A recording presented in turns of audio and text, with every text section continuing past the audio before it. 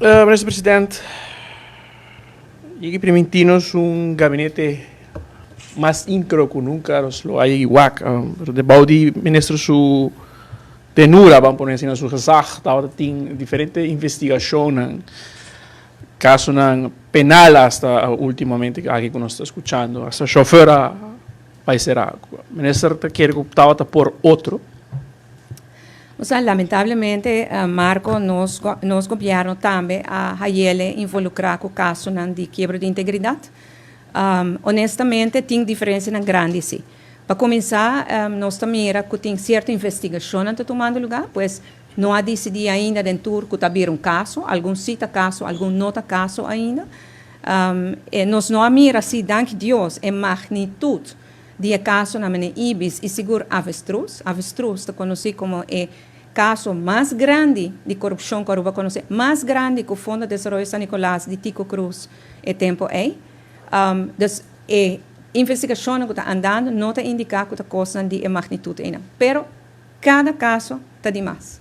Pero Mike Eyman atuma $50,000 de Roberto Rincón como donação de campanha e uma música bula.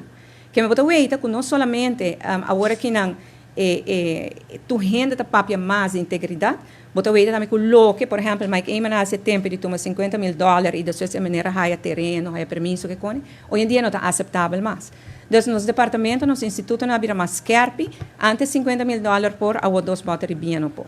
Se me comparar, este ano de nosso governo e 8 anos para mim, sim, houve mais integridade. Lamentavelmente, não 100% ainda. Então, team nós não está definitivamente.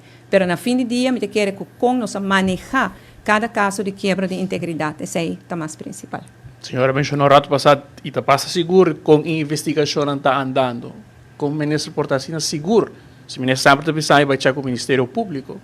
Qual investigação? Bom, a senhora mencionou com em geral a investigação, a maioria da investigação que a senhora aparentemente está na altura de não vai conduzir quizás a uma persecução penal. Não, não avisa sempre, nós botamos o que me avisa, nós temos que guardar o Ora, o Ministério Público decide se haver um caso. A investigação que está andando não está indicando que a coisa de magnitude ainda.